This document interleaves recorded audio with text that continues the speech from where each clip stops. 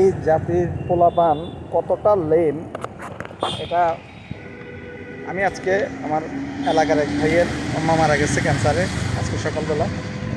So আমি হচ্ছে যে আপনার ওই আসরের পরে জানাজা, সেজন্য হচ্ছে যে আমি ওই মসজিদে গেলাম। এখান থেকে সাড়ে 7টা বাজে বের হয়ে এরা লিটারেলি মসজিদে ঢুকে এরা যে একজন মানুষের জানাজায় আসছে, এদের মধ্যে এই টাইপসের ভাই কোনো কিছু নাই।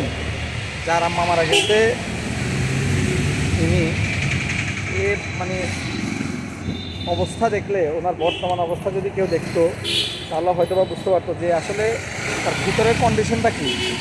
প্রত্যেকটা সন্তানের এই মা বাবা দুনিয়া থেকে চলে গেলে এই যে কষ্টটা, সেটা কিন্তু আসলেই অন্যরকম একটা অনুভূতি, যেটা আসলে পৃথিবীর কাউকে বলে প্রকাশ করা যাবে না। এই পোলাপানগুলো এতটা লেম যে এরা মসজিদে ঢুকে লিটারেলি এমন অবস্থায় আড্ডা দিতেছে, মোবাইল টিপতেছে।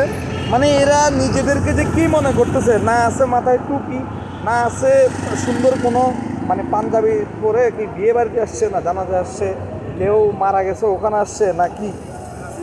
এদেরকে দেখলে আপনি কোনোভাবেই ফিল করতে পারবেন না যে এরা একটা জানাজায় আসছে, একজন মানুষ মারা গেছে ওখানে আসছে। এরা মানে এদের ভবিষ্যৎ, এই জেনারেশনটা এত পরিমাণ নষ্ট একটা জেনারেশন, এদের ভবিষ্যৎ কি আল্লাহ মাহবুব জানে। এরা নিজের মা বাবার মৃত্যুতে এরা কাঁদবে কিনা, এদের চোখ দিয়ে পানি আসবে কিনা, আমার আদৌ এটাতেও অনেক কনফিউশন কাজ করে।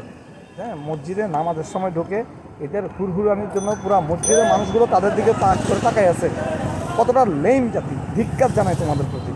এরকম প্রত্যেকটা মসজিদে আছে। এখন দেখবেন একটা গ্রুপ থাকে যারা যে কোনো পরিস্থিতিতে হাসাহাসি, খিলখিল মিলখিল, যত ধরনের বাজে অবস্থা আছে এগুলা করবে। হ্যাঁ, ডান দিকে। তো ভাই আল্লাহ এদেরকে হৃদায়ত দান করুক। এই টাইপসের যারা আসো ভাই, নিজেদেরকে একটু শুধরে নাও, নিজেদেরকে শুধরে নাও। এগুলা কিচ্ছু না, এগুলো লাইফ না। মানুষের অন্ততপক্ষে মৃত্যু অন্তিম মুহূর্তে এসব করা আসলে লজ্জাজনক বিষয়।